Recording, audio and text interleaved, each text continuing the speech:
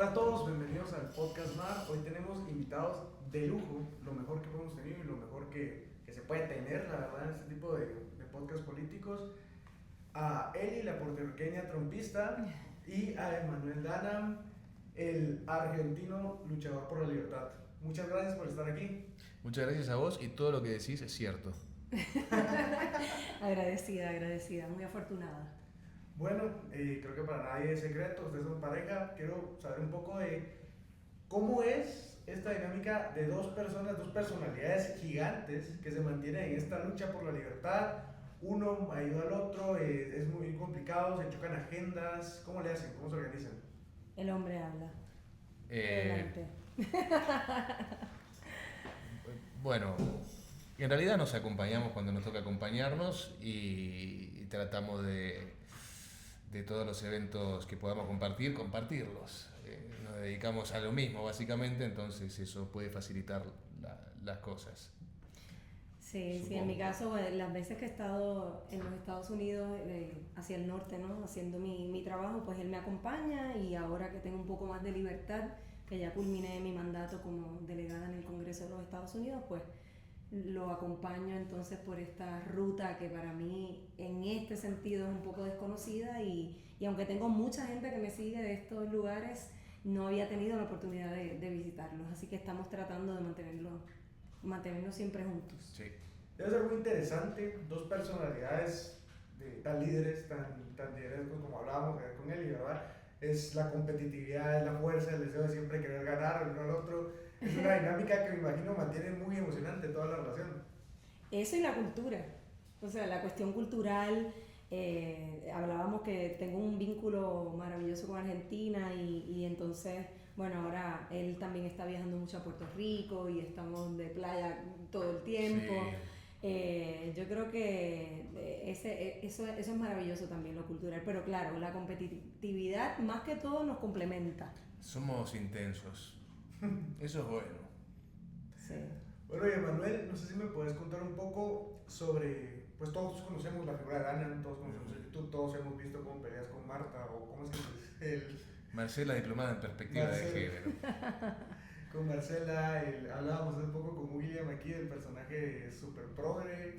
Sí. Es muy gracioso, yo creo que se comunica de una manera increíble, pero siempre creo que detrás de todo este líder, de todo este personaje político, hay una persona que es la que mueve todo esto. No sé si nos puedes contar un poco sobre Emanuel, sobre cómo llegaste a esto, qué fue lo que te motivó a empezar todo esto, si desde niño venía en la personalidad. Wow, no sé, sí, cuando era chico hacía videos para mis amigos, imagínate.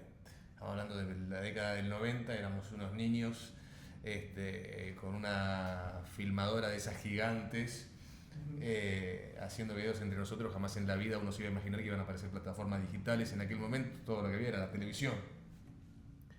Uno nunca se iba a imaginar que iban a aparecer plataformas digitales en las que uno podría producir contenido y dedicarse profesionalmente a esto. Y yo soy simplemente un ciudadano que se expresa libremente y trato de hablar con sentido común, ¿no? Soy un mero divulgador de ideas. Se ve que en algún momento el sentido común fue el menos común de los sentidos, y eso hizo que mucha gente se sintiera representada por una de las pocas voces que en aquel momento se levantaba contra toda la tiranía de la dictadura de la corrección política y el nuevo oscurantismo anticientífico que vemos en normativas que son absolutamente ridículas. Lo cual es bueno, porque significa que algunos pocos peleamos contra una narrativa mediática sumamente poderosa, y la gente se inclinó, o por lo menos muchísima gente se inclinó a escuchar a voces independientes, a voces disidentes de toda esta locura colectiva, de este psiquiátrico a cielo abierto que hoy vemos que es el mundo. Y bueno, eso nos trajo aquí hoy a Guatemala. Sin conocernos, él hacía básicamente lo mismo, y así fue también como nos conocimos, ¿no? La lucha te va uniendo, te va dando amigos, te va haciendo conocer una pareja, formando un hogar, tener compañeros de batalla, y es simplemente la vida pasando. Me encanta. Y es que sí, yo creo que generalmente tengo aquí dos especies en peligro de extinción, un argentino de derecha y una mujer que se mete a política de derecha. Sí, claro. O sea, eso ya no hay, no se consigue en cualquier lado. Argentina creo que ya hay más, pues gracias al trabajo que han hecho Agustín, Milei y tú, que sinceramente muy fan, increíble. Yo creo que lo que está pasando es en gran parte gracias a vos y espero repercuta en toda Latinoamérica. En serio, no saben cuánto queremos en Guatemala que esta ola venga. Y siguiendo con la misma pregunta, Ali, no sé si nos podés contar un poco de la segunda especie que tenemos aquí en peligro de extinción, ¿verdad? De la mujer de derecha que dijo, yo me tengo que meter, yo tengo que arreglar, y si no lo hago yo, nadie lo va a hacer. Total, y hay que hacerlo. O sea, yo desde Puerto Rico, mi público, mi gente, mi nicho era Estados Unidos, los hispanos en Estados Unidos. Y bueno, yo llevé una lucha pública en Puerto Rico, me di a conocer combatiendo las falsas denuncias contra hombres inocentes, porque, bueno, lo vi, fui maestra y en la sala de clases vi los efectos de esas denuncias sobre los niños, sobre su formación, sobre su autoestima, la erosión familiar a través de ese tipo de denuncias, así que me di a conocer y finalmente saqué a un hombre libre que estaba condenado a 8 años de prisión, un caso muy famoso en Puerto Rico, y lo logré sacar indultado porque era un caso fabricado, así que de ahí salto a los medios como analista política. Yo estudié humanidades, o sea, historia, así que más zurdo que eso imposible, pero Dios me mantuvo siempre enfocada y pude, un poco me giré a la izquierda, pero rápido me di cuenta de que era toda una locura y me ubiqué rápido. Y todo ese bagaje en historia, humanidades, filosofía me ayudó a entrar a los medios tradicionales como una voz disidente, una voz conservadora, republicana. Entonces se me ofrece la oportunidad de entrar a la política y el mensaje mío es precisamente ese. Si no ocupamos el espacio político nosotros, después no podemos estar llorando por estas políticas asqueantes y depravadas y de degeneración social que impulsa la izquierda. Así que se me dio la oportunidad de correr de forma independiente y con solo $4,000 y con mucha voluntad y con el corazón en la mano abandoné el espacio privado, que para mí era maravilloso, para meterme en el fango político y desde ahí hacer causa. ¿Y se ganó? Gané en todos los municipios, en todos los distritos, y una vez gané, entonces sentí el ataque de los medios y de los políticos que trataron de manchar mi imagen pública, trataron me investigaron de todas las formas posibles, no encontraron nada y finalmente me convertí en una funcionaria electa de manera contundente, que fue perseguida por el Tribunal de Justicia, como le pasó a muchos trumpistas en los Estados Unidos y al propio Donald Trump, a quien yo apoyo en términos generales. Me encanta. Este no es un podcast cristiano, pero yo sí, así que se aguantan porque es mi podcast. Entonces les quería preguntar, porque los he escuchado a los dos mencionar a Dios. ¿Creen que Dios ha sido parte, o sea, de este camino que han tenido, del éxito que han tenido? No sé quién quiere contar. Dame primero. Es que Dios es fundamental. Y cuando digo que es fundamental, nosotros hemos compartido un camino en el que hemos sido movidos hacia ese lugar. Aunque teníamos nuestra fe, no era parte de nuestro discurso público, porque esto desde la lógica y el sentido común se puede trabajar. Sin embargo, vemos el ataque contra las almas. Ya es una cuestión de corromper y corroer la fibra humana. Entonces entendimos que teníamos que utilizar parte de ese gran libro de sabiduría para llevar nuestra causa, porque vienen por las almas de la gente. Los quieren enfermos, deprimidos, tristes, los hogares destruidos, los hombres feminizados, las mujeres masculinizadas, los niños completamente agredidos de forma, ¿verdad?, sexual. Así que cuando vi todo esto, entendí que había un ángulo importante aquí que tiene que ver con el mundo espiritual, y entonces ahora incorporamos esto sin miedo, sin temor, sin vergüenza, porque eso es lo que sentimos en nuestro corazón. Hay una guerra santa en el medio y hay que tomar posturas. O estás velando por la protección y la integridad de los niños, o estás a favor de que los políticos hagan negocio con los laboratorios para llenarlos de hormonas, haciéndoles creer que pueden ser travestis. O estás a favor de la vida o estás a favor del asesinato de un inocente en el vientre. Existe una moral objetiva. Todos sabemos lo que está bien y lo que está mal. Que algunos finjan demencia u otros quieran ser herramientas de ciertas élites para sentirse especiales es otra cosa, pero todos sabemos lo que está bien y lo que está mal. Existe una moral objetiva. Existe una moral objetiva porque existe un orden. Existe un orden porque existe un Dios. Y vos hablaste de cristianismo, entonces vayamos a la pregunta: ¿cuál es el Dios verdadero? ¿No? Porque después salen los ateos a decir cuál es el Dios verdadero. Primero, el término Dios viene de Theos, el mero hecho de que exista un universo inteligible significa que tiene que haber una mano inteligente detrás, una fuerza inteligente detrás. Bueno, ¿cómo sé yo que tu Dios es el verdadero? Muy simple, ¿sabes qué? A mí me gusta el Dios que camina entre nosotros, me gusta el Dios que transpira, me gusta el Dios que sangra, me gusta el Dios que muere. Ese es el Dios. Yo no quiero un hombre queriendo ser Dios, quiero un Dios queriendo ser hombre. Entonces nosotros somos cristianos, yo soy católico, el peor de los católicos si querés, pero por lo menos soy católico y trato de reivindicar la cultura occidental, que es la mejor cultura de la historia de la humanidad. Y eso es lo que tenemos que defender hoy. Los pilares de nuestra civilización y el orden natural. Entonces yo creo que cuando uno entiende que acá hay una guerra entre los buenos y los malos, hay que decirlo sin ningún tipo de miedo, porque eso es lo que está pasando. La vida contra la muerte, ¿sí? Es fácil entender que hay algo más y es muy fácil tomar partido, y estamos, créanme, en el momento más fácil de la historia para identificar cuál es el lado correcto de la historia. Me encanta. Y preguntarles un poco más, ya entrando un poco más en los temas de expertise, yo creo que en Guatemala, no sé si conocen mucho el contexto, pero aquí por primera vez tenemos un presidente progresista. Sí. Muchos de los conservadores como persona nos preocupa demasiado. Sí, claro. Nos preocupa principalmente la juventud del país, ya que si a mí me preguntan, yo defiendo a muerte que los jóvenes son conservadores. ¿Por qué? Porque en grupo, o sea, en redes sociales, lo que pasa es que cuando vienen y dan una idea conservadora, les caen 40 comentarios de hate diciéndoles de qué se van a morir, que son unos estúpidos, cada insulto que se les ocurre, hasta que destruyen la moral de la gente.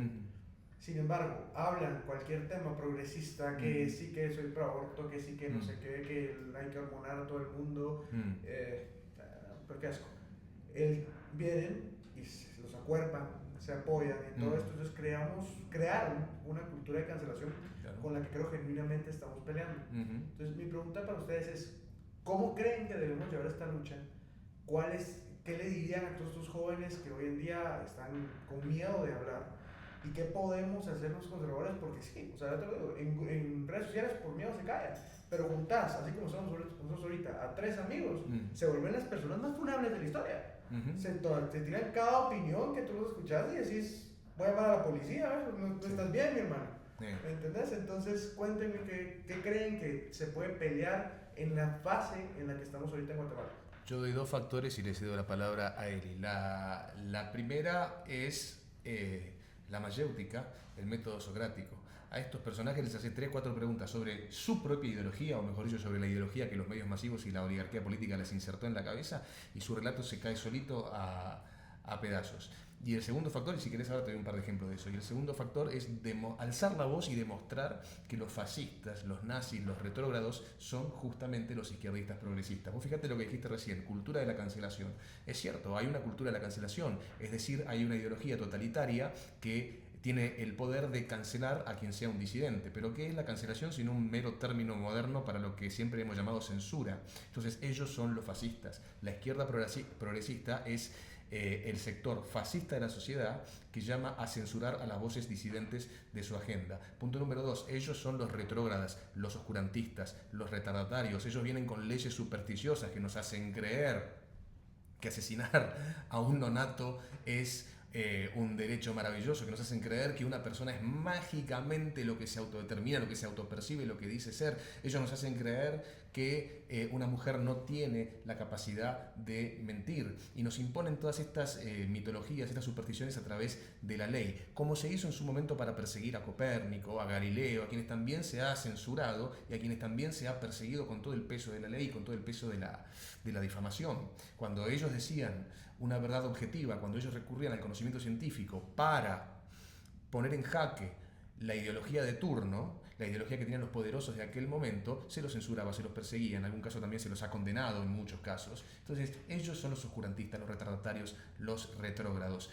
Hoy se nos acusa a los que decimos la verdad de llevar adelante un discurso de odio. Me imagino que aquí han escuchado ese término, discurso de odio. Son tan oscurantistas, son tan retardatarios que ni siquiera dista mucho el término de discurso herético. Discurso de odio, discurso herético. Una verdad científica, una verdad objetiva que pone en jaque los intereses de ciertos grupos de poder. Y por último, ellos son los nazis. Ellos nos acusan a nosotros de ser nazis por saber que un hombre que se autopercibe mujer sigue siendo un hombre, porque la osteología, la biología, la anatomía nos han demostrado que es un hombre y que es una mujer, y gracias a Dios a mis 40 años sé distinguir entre un hombre y una mujer, porque si no eso me hubiera traído bastantes problemas en intimidad. Ahora, ¿por qué quiero decir, por qué digo que ellos son... ¿Por qué digo que ellos son los nazis? Gracias a Dios, decís tú. Claro. ¿Por qué digo que ellos son los nazis? Porque ellos son los que juzgan a las personas por su condición y no por sus acciones. Los nazis juzgaban a las personas por su condición étnica, por su condición racial o incluso religiosa, si se quiere, cuando hablamos de la persecución contra el pueblo judío, y ellos juzgan a las personas por su condición de género. Si una mujer dice que un hombre abusó de ella, la golpeó, la violó o lo que sea, no necesita pruebas para condenar a ese hombre, así sea inocente, como el hombre que sacó aquí Eli de la cárcel siendo un hombre inocente. Entonces, ¿quiénes juzgaban a las personas por su condición más no por sus acciones? Los nazis. Ellos son los nazis, ellos son los fascistas, ellos son los retrógrados y sobran elementos para demostrarlo. No nos dejemos correr con ese discurso persecutorio de hacernos pasar a nosotros por lo que en realidad son ellos. Hay que demostrar con hechos concretos, con comparaciones infalibles, que los nazis, los fascistas, los retrógrados, retardarios y oscurantistas son la izquierda progresista. Y yo voy a añadir de manera más práctica. Hay ideas que son inferiores y hay ideas que son superiores y se mide por el resultado. Claro. Cuando los jóvenes se ubican en el lugar del miedo, cuando estoy en este grupo voy a hablar este lenguaje, pero cuando estoy en este otro grupo voy a defender lo que realmente soy, están posicionándose en el lugar de la inferioridad.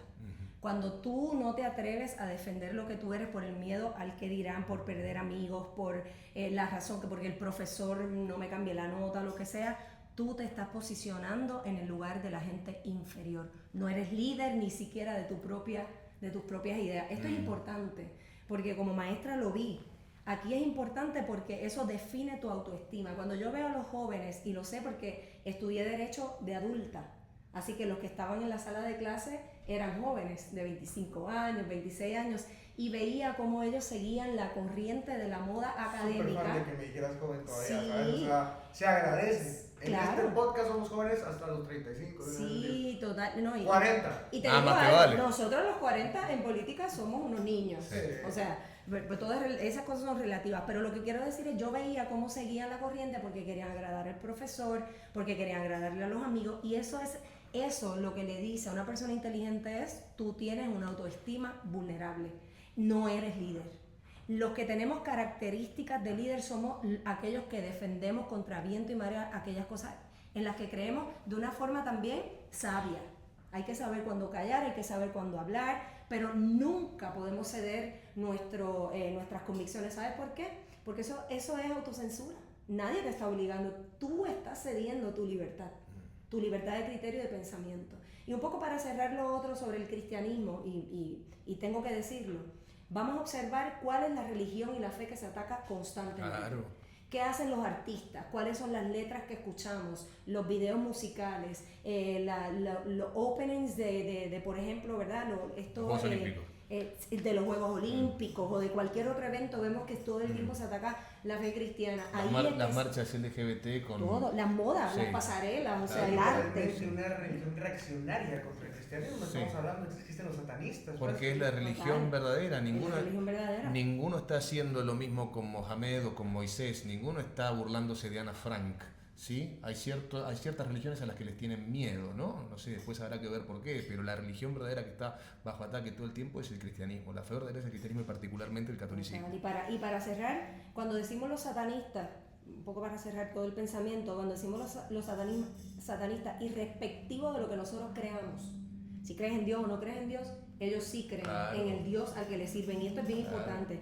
Y para cerrarlo todo, si nosotros a los jóvenes les digo, si cedemos ese espacio, vas a llegar a tu casa, te miras al espejo y dices, ¿para qué sirvo? No hagamos eso.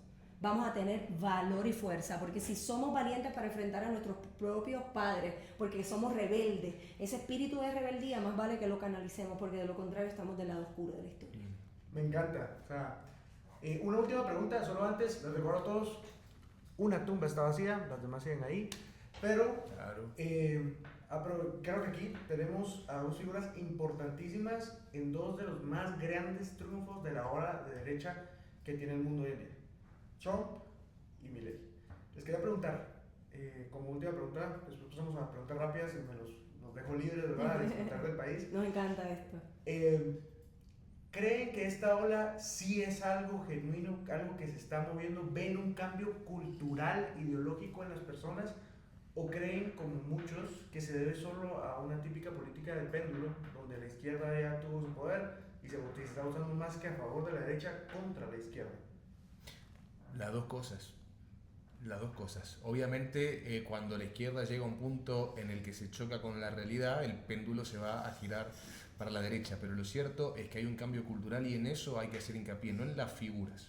Donald Trump va a cumplir sus 4 años de mandato y se va a ir y dejará un legado. Javier Milei va a cumplir sus 4 o sus 8 años de mandato, se va a ir y esperemos deje también un legado. Pero lo importante es que el pueblo ha reaccionado contra el régimen de Joe Biden y contra el régimen del kirchnerato y les ha dicho basta en las urnas y votando justamente todo lo que es contrario a eso, las ideas que vienen por lo menos desde la narrativa y desde lo ideológico, a ponerle fin a todo lo que ha destrozado cultural, económicamente, tanto a la nación norteamericana como mi tan querido país. Ahora, por supuesto, yo como argentino no puedo dejar pasar esto. Espero que Javier vuelva a ser el de 2020, retome ese rumbo en el que él predicaba las ideas de la libertad, en el que él llamaba a que los leones se despertaran y no a que él tuviera que guiar corderos, porque lamentablemente en las últimas semanas su gobierno ha dado un giro total y completamente contrario a lo que se espera, a lo que esperamos de Javier, y han declarado abiertamente, desde la propia Karina Milei hasta el presidente de la Cámara de Diputados Martín Menem, que en la Libertad Avanza no hay lugar para librepensadores. Entonces, ¿cómo es esto debido a la libertad? ¿Dónde están los leones despiertos? ¿Qué pasó con eso de que los libertarios no somos manada? Si hoy tenemos que renunciar a nuestra libertad de conciencia, a nuestra libertad de pensamiento y por ende a nuestra libertad de expresión. Esto sumado a que Javier está llenando su espacio de kirchneristas a los que hoy tenemos que hacer de cuenta fingiendo demencia, que son conversos, que han sido libertarios de toda la vida, cuando han militado la cuarentena, cuando han sido funcionarios de todas estas políticas liberticidas que han destruido a la Argentina y que hasta el día de hoy muchas de ellas siguen vigentes. Yo espero realmente que Javier vuelva a ser el de 2020, el de 2021, se deje de pelear con su vicepresidente Victoria Villarruel, a quien hemos votado, se deje de pelear con Ramiro Marra, con Diana Mondino, con Pose, con todos los que lo han acompañado desde el primer momento, y deje de negociar con la casta kirchnerista, que es lo que ha destruido al país. Lo mismo espero de Donald Trump, que siga cumpliendo con las promesas que ha hecho, que en el principio de su mandato lo ha hecho muy bien, pero por supuesto ahí le cedo la palabra a él, y que es la que más sabe respecto de Estados Unidos.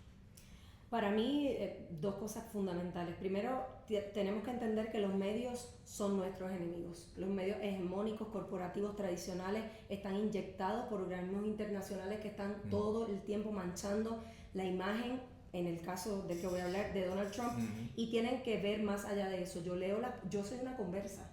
O sea, yo cuando Obama ganó, yo lloré de la alegría, de que si el negro y no sé qué, y resultó que era un infiltrado comunista. O sea, cuando tú ves los datos, te das cuenta de que todo era una falacia. Y con Donald Trump lo opuesto. Yo te sentía como una apatía que yo no podía entender. Hasta que me di cuenta que los que siempre lo aplaudieron cuando él era un empresario y estaba en los medios, de repente se tornaron todos en contra cuando él entró en la política. Y ahí yo empecé a indagar sobre la política pública y entendí, pero es que todo lo que él está haciendo, ¿verdad? En aquel momento yo lo aplaudo. Así que me convertí en esta trumpista, y lo digo con orgullo, no porque yo aplauda todo lo que él hace. Hay cosas, decíamos fuera de cámara, que podemos discutir y debatir, y cosas en las que no estoy de acuerdo, pero sé que cuando tienes el poder político no puedes hacer todo lo que quieres, tienes que empezar a negociar, ¿no? Pero ha hecho mucho bien. Donald Trump, Estados Unidos hoy bajo el gobierno de Donald Trump sí es un faro a seguir. Él ha protegido la niñez, le ha puesto el lugar a la mujer donde debe estar, ha sacado a los hombres de los deportes femeninos. O sea, el cambio que Donald Trump ha llevado ha sido radical, se rodeó de mucha gente capaz y con mérito, cosa que no estoy viendo en Argentina, por ejemplo. Yo también apoyo a Milei, pero la segunda cosa que quiero decir en torno a lo que decía Manu, y también lo que estoy diciendo yo, es el precio de la libertad y de la democracia es la eterna vigilancia. No podemos creer que como esta gente llegó ahí, ya todo cambió. No. Nosotros tenemos que ser críticos con los nuestros, igual que hemos sido críticos con los opositores y con los adversarios. El hecho de que Milei esté en el poder no significa que nosotros vamos ahora a arrodillarnos ante un alegado emperador. Es peligroso, ¿verdad? El lenguaje que se utiliza. En el caso de Donald Trump, igual. Hay cosas que las critico vehementemente. O sea, yo soy antiguerra completamente y tengo mis posturas sobre lo que está ocurriendo en Israel y en Ucrania. Así que tenemos que ser críticos aún con los nuestros. Y te digo más, hasta más con los nuestros, porque esperamos de ellos mucho.